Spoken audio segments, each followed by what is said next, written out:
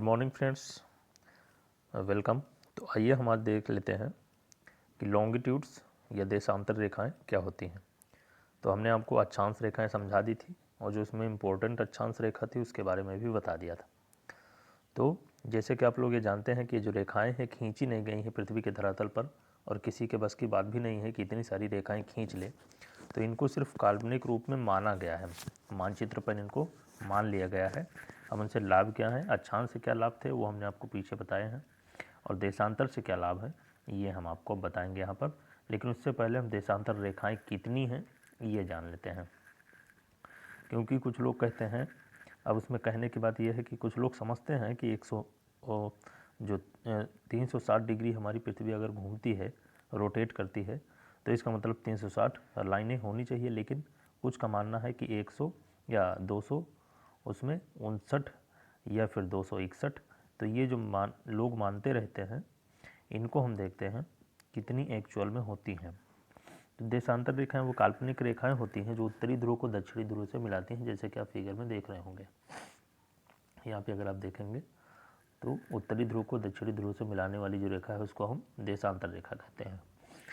जिसमें दो रेखाओं की बात हमने पिछले वीडियो में आपको बताई थी कि प्रधान मध्याह्न रेखा और 180 डिग्री जो अंतर्राष्ट्रीय तिथि रेखा है, ये दो महत्वपूर्ण रेखाएं हैं। इनको हमने आपको पिछले वीडियोज में बता दिया था। तो अब हम देखते हैं भूमध्य रेखा तथा अन्य सभी जो अक्षांश रेखाएं हैं, जैसे भूमध्य रेखा ये वाली है और अन्य सभी जो अक्षांश हैं, इन पर ये रेखाएं क्या होती हैं, जो देशांतर वाली होती हैं, ये लंबवत होती हैं एकदम से। उत्तरी ध्रुव से होकर के दक्षिणी ध्रुव पे आके मिलती हैं, एकदम लंबवत खींची गई हैं। तो इस प्रकार से देख सकते हैं आप। और ग्लोब के दो विपरीत हिस्सों में खींचे गए देशांतर मिलकर पूरे वृत्त का निर्माण करते हैं। मतलब कि अगर यह कोई रेखा है, मान लीजिए यहाँ पर हम आपको दिखाएं, जब कोई एक रेखा है, अगर ये यहाँ पर अगर कोई एक रेखा है, तो इसका मतलब क्या है कि सिर्फ ये एक तरफ नहीं होगी, यह दूसरे तरफ जा करके और दूसरी तरफ भी कुछ इस प्रकार से उत्तरी ध्रुव से दक्षिणी ध्रुव से आप वहाँ पे दक्षिणी ध्रुव पर आकर मिल जाएगी। तो यह पूरे एक वृत्त का निर्माण करती है, यानी पूरा एक वृत्त बनाती है। कोई भी एक जो अंतर्राष्ट्रीय रेखा या कोई भी जो देशांतर रेखा होती है, ये पूरा एक वृत्त बनाती है। तो इस प्रकार से देशांतर रेखाओं में प्रधान देशांतर रेखा के निर्धारण की जो प्रक्रिया है, उसमें अक्टूबर 1884 में क्या हुआ था, वाशिंगटन डीसी में होने वाले अंतर्राष्ट्रीय सम्मेलन में यह तय किया गया कि लंदन के निकट ग्रीनविच में स्थित रॉयल ऑब्जर्वेटरी है, वहाँ से गुजरने वाली जो रेखा होगी उसे हम प्रधान देशांतर रेखा कहेंगे और उसे हम 0 डिग्री कहेंगे। तो यहाँ पर आप देख लीजिए प्रधान देशांतर रेखा कौन सी है, ये देख रहे हैं आप लोग, यहाँ पे प्रधान देशांतर रेखा आपको दिख रही है, इसी को हम कहते हैं 0 डिग्री, यानी सबसे पहली रेखा जिसे हम प्रधान मानते हैं। और कहाँ से गुजरी है, वाशिंगटन डीसी में जो सम्मेलन हुआ था उसमें कहा गया था कि लंदन, यानी लंदन से हो करके उसके ग्रीनविच ऑब्जर्वेटरी जो है, रॉयल ऑब्जर्वेटरी, वहाँ पे एक स्थान है, वहाँ से जो गुजरती है रेखा उसको कहा गया था प्राइम मेरिडियन या प्रधान मध्याह्न रेखा। लंदन के ग्रीनविच से इस रेखा को माना गया था 0 डिग्री को। आगे देखते हैं, हम आपको फिगर और दिखा देते हैं। देख सकते हैं आप लोग यहाँ पर, ये अंतर्राष्ट्रीय तिथि रेखा आप लोग देख रहे हैं, ये जस्ट प्रधान मध्याह्न रेखा के पीछे वाली रेखा है। और आगे बढ़ें तो यहाँ पर ये फिगर आप देखिए, इसमें आप क्या देखेंगे कि जो लंदन है, लंदन कहाँ पर है आप देख सकते हैं, लंदन ये है कुछ यहाँ पर, ये रहा लंदन, और यहीं से ये रेखा गुजारी गई है 0 डिग्री की। और आप देख रहे होंगे कि यहाँ से जैसे हम इधर की ओर बढ़ते हैं तो इस 0 डिग्री के जो पूर्व है, यानी ये क्या कौन सा स्थान है, पूर्व वाला स्थान, इसीलिए हम इसको पूर्वी गोलार्ध कहते हैं। और इसके इस तरफ वाला जो क्षेत्र होगा उसे हम पश्चिमी गोलार्ध कहते हैं, पश्चिम दिशा में पड़ता है। तो अब इसको देख लीजिए, जैसे कि अगर हम इस प्रकार इसको आपको दिखाएं तो यहाँ पे आप देख लीजिए 0 डिग्री ये है, ये 0 डिग्री, और इसके पूर्व में ये पूर्वी गोलार्ध है। कहाँ तक है, इसकी जो सीमा है 180 तक है, 180 तक ये पूर्वी गोलार्ध है। और इसी के जस्ट इस तरफ वाला जो क्षेत्र है इसे हम पश्चिमी गोलार्ध कहते हैं। जो इसके पीछे वाला है वो कुछ यहाँ पर आपके इस तरह से आगे देख सकते हैं, यहाँ तक है, क्योंकि हमने पृथ्वी के जो पृष्ठ है उसको पूरी तरह से खोल दिया है। क्योंकि पृथ्वी हमारी गोल है, तो हमने आपको समझाने के लिए अगर इसको खोल दिया है तो आप समझ सकते हैं कि ये वाला पूर्वी गोलार्ध है, यानी 0 से दाहिने जो पड़ता है, और 0 से जो बाएं साइड में पड़ता है, लेफ्ट साइड में, उसे हम पश्चिमी गोलार्ध कहते हैं।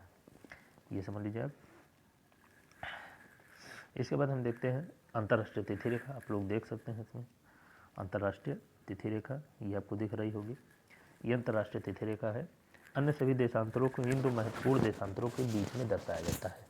यानी जो अन्य सभी जो देशांतर हैं वो इन्हीं जो प्रधान देशांतर है, यानी कि जो प्रधान मध्याह्न रेखा और अंतर्राष्ट्रीय तिथि रेखा, इन्हीं के बीच में दर्शाया जाता है। यानी अगर एक तरफ ये है तो दूसरी तरफ 180 डिग्री वो प्रधान मध्याह्न रेखा होगी, यानी 0 और 180। तो इनके इस तरफ 180 और इस तरफ 180 जो लाइनें हैं वह दर्शाई जाती हैं, यानी जो रेखाएं हैं वो दर्शाई जाती हैं। तो इस प्रकार से ग्लोब को दो भागों में ये बांट देती हैं, पूर्व में पूर्वी गोलार्ध और पश्चिम में पश्चिमी गोलार्ध। पूर्वी गोलार्ध में अवस्थित देशांतर पूर्वी देशांतर, और पश्चिमी गोलार्ध है उसमें जो अवस्थित देशांतर है उनको पश्चिमी देशांतर कहते हैं।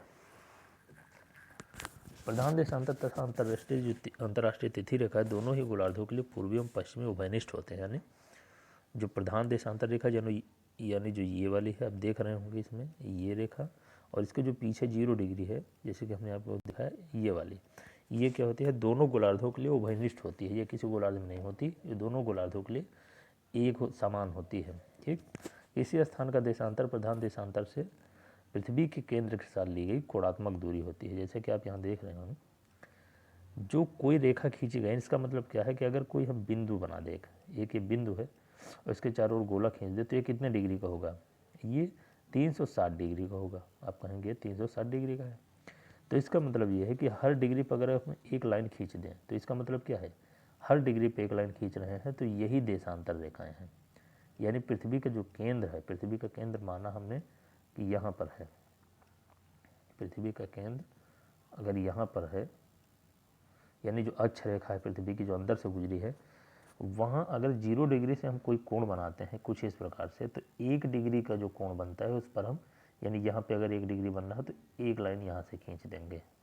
ठीक, फिर यहाँ से अगर कोई कोण बन रहा है तो दूसरी लाइन हम यहाँ से खींच देंगे। फिर तीसरा कोण अगर यहाँ बन रहा है 3 डिग्री का, तो तीसरी लाइन हम यहाँ से, इस प्रकार से पृथ्वी पर एक तरफ 180 दूसरी तरफ 180, यानी पूरी 360 डिग्री, यानी पृथ्वी हमारी पूरी गोल है। और वृत्त में आप जानते हैं कि 360 डिग्री का ही कोण बनता है, तो हर डिग्री पर एक लाइन खींची गई है। अब हम आपको समझाते हैं कि भारत की जो देशांतर रेखा है वो कौन सी है, 82.5 डिग्री है।